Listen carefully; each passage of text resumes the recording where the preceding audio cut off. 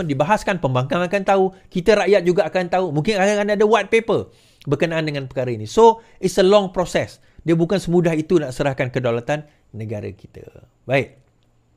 So, kita pergi kepada cerita. Alright. Demi Najib. Anak Najib mahu sistem kehakiman dirombak. Lebih 400 penyokong Najib Razak berkumpul di Kuala Lumpur semalam dalam siri jelajah memperjuangkan keadilan buat bekas Perdana Menteri itu yang kini menjalani hukuman penjara selama 12 tahun.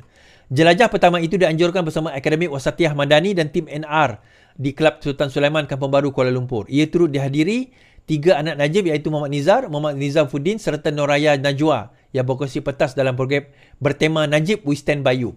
Bercakap kepada Malaysia Kini, Wakil Penganjur Muhammad Mukhris Maghribi berkata, program semalam adalah usaha memberi penjelasan berkenaan kes-kes yang telah dan sedang dihadapi oleh bekas ahli parlimen pekan itu. Hari ini iaitu semalam dah masuk hari ke-432, Najib berada di penjara Kejang. Jadi tujuan jelajah ini memberi penerangan kepada rakyat kerana banyak soalan diajukan di media sosial kabar angin. Kita nak memberi penjelasan supaya orang ramai faham, katanya. Mukhris mendakwa dia ada individu tertentu yang mengangkat diri sebagai ketua penyokong Najib namun memberi mesej yang salah. Kononnya bekas Perdana Menteri itu meminta orang ramai menyokong PN, katanya. Selain itu, dakwanya ramai lagi yang masih tidak faham bagaimana Najib dianiaya dalam inverted comma. Dia juga menjelaskan siri jelajah itu tidak berniat memberi tekanan kepada kerajaan dan juga akan diteruskan ke seluruh negara. Sementara itu, dalam ucapannya, Muhammad Rizal berkata, Najib dianiaya oleh sistem perundangan sekarang kerana wujud kepincangan dan kontroversi semasa ia dibicarakan. Antaranya, kata anak sulung Najib itu, permohonan pihak pembelaan untuk menukar peguam tidak dibenarkan dan ahli politik terbabit terus dihukum. Inilah yang dimasukkan Najib dianiaya dan ini yang saya beritahu sistem keadilan tidak adil. Maka saya berpendapat sistem kehakiman perlu dirombak. Saya minta kerajaan perpaduan segera rombak sistem kehakiman, katanya. Tambah Muhammad Rizal, walaupun di penjara, Najib kini menyambung pelajaran dalam bidang ekonomi di sebuah institusi terkemuka negara. Okey. Petisi pertama ditujukan kepada Yang Pertuan Agong untuk memohon pengampunan diraja. Terdahulu penganjur meminta para hadirin menandatangani 2 petisi berasingan yang dikatakan untuk memperjuangkan keadilan. Pertama, untuk di-Pertuan Agong bagi memohon pengampunan. Kedua, meminta Perdana Menteri membuat rombakan terhadap sistem kehakiman. Ketika soal jawab, Nazifuddin berkata tidak adil untuk mengatakan Presiden UMNO tidak bersungguh-sungguh dalam membantu membebaskan Najib.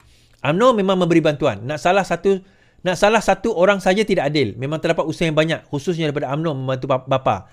Presiden membantu, ramai membantu. Tapi usaha itu tidak lagi sampai kepada pihak sepatutnya. Perjuangan ini tidak akan berhenti. Perkara ini bincang dalam setiap mesyuarat UMNO, katanya. Dia berkata demikian ketika menjawab soalan seorang ahli MIC Kuala Selangor bertanya adakah Zahid menjadi penghalang. Okey. Now, saya nak ulas beberapa perkara lah tentang perkara ni. Yang pertama sekali, let's get this out of the way dulu. Usaha mereka nak buat tentang nak buat wacana ke, nak buat apa ke, semua itu hak masing-masing. Okey, itu hak anak Datuk Seri Najib Tun Razak, hak Najib nak buat, itu terpuang kepada dia. Itu tak ada masalah. Tak ada masalah. Dia nak kata dia aniaya, dia nak buat roadshow ke apa, itu hak mereka. Sebagai dia yang dijamin di bawah perlembagaan untuk kebebasan bersuara. Tak ada masalah. Itu yang pertama. Nah, kedua, sebelum saya sentuh isu kes Najib itu sendiri, saya nak menyentuh soal tentang pengampunan diraja. Nah, kita kena faham satu perkara, pengampunan diraja tidak boleh dilakukan oleh orang luar, melainkan kena dilakukan oleh tertuduh itu sendiri. Yang OKT, orang yang kena tahan itu sendiri. Ataupun peguamnya, ataupun ahli keluarganya. Tetapi atas perbincangan dengan peguam. Itu hendaklah dilakukan dan di atas kebenaran dan juga I think consent daripada OKT, orang kena tahan. Itu yang kena dilakukan. Now, bila perkara itu berlaku boleh. Kalau nak buat petition semua pergi Yang Pertuan Agong, ialah hantar petition je lah, setakat hantar surat je lah. Dia tak akan memberi kesan apa-apa. Itu yang pertama. Yang kedua, bila kita menyentuh persoalan berkenaan dengan penganiayaan. Now, saya sendiri, saya tak keluarkan lagi satu video interview saya dengan bekas ketua pengarah operasi yang menyiasat SPRM, yang menyiasat Datuk kes SRC 42 juta di mana beliau dikenakan 12 tahun ini.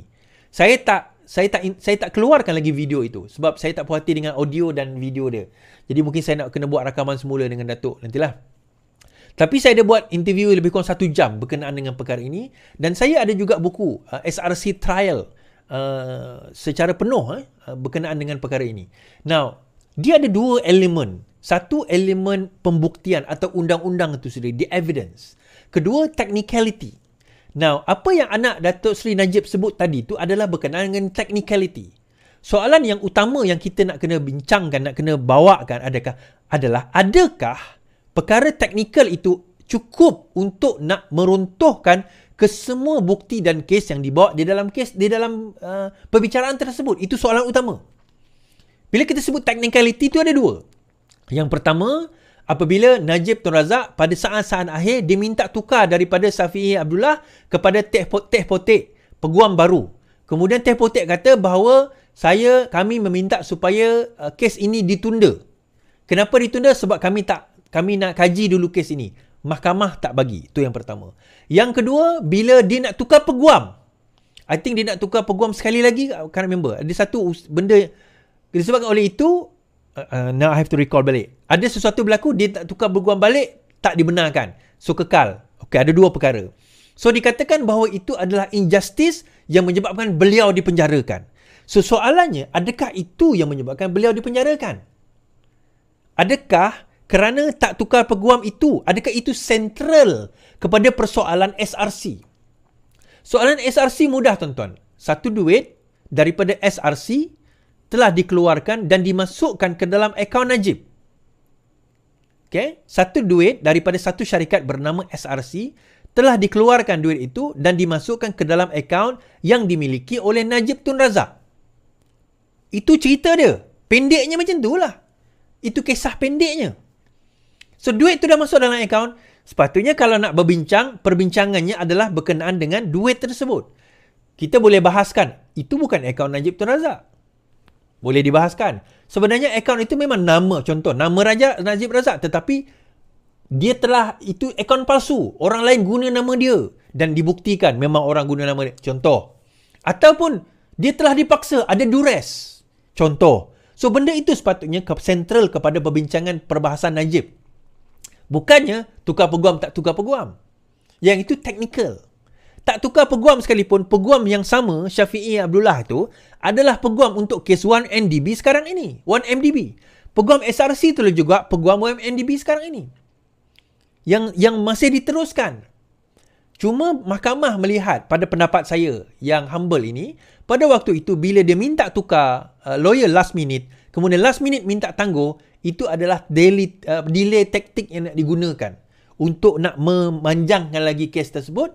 Atas apa? Tak tahu. Kita tak tahu. So, mahkamah kata tak perlu. Tak perlu kita nak kena tukar peguam dan sebagainya. Peguam yang dah ada, sedia ada.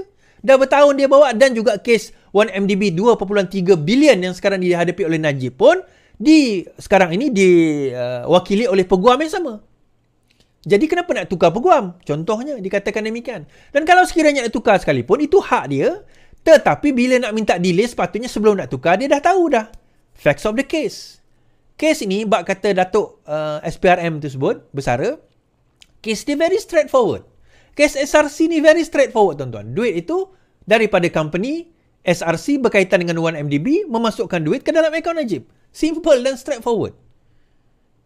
Kan? Jadi, kita tak nak persoalkan lagi lah, mahkamah dah putuskan. Itu keputusan mahkamah. Cuma, yelah, dia nak membela ayah dia dan mengatakan telah dianiaya, itu hak dia. Tetapi dalam masa yang sama, saya sebagai rakyat juga, saya mempunyai hak mempertikaikan konotasi tersebut. Saya juga mempunyai hak untuk mempertikaikan klaim ataupun dakwaan tersebut. Dia aniaya hanya kerana tak tukar peguam. Dia ada hak untuk nak kata demikian, saya juga ada hak untuk mempertikaikan. So, bagi saya, yelah, itulah dia. Saya cerita panjang-panjang kan susah juga. Kan? Dalam masa yang sama, tuan-tuan,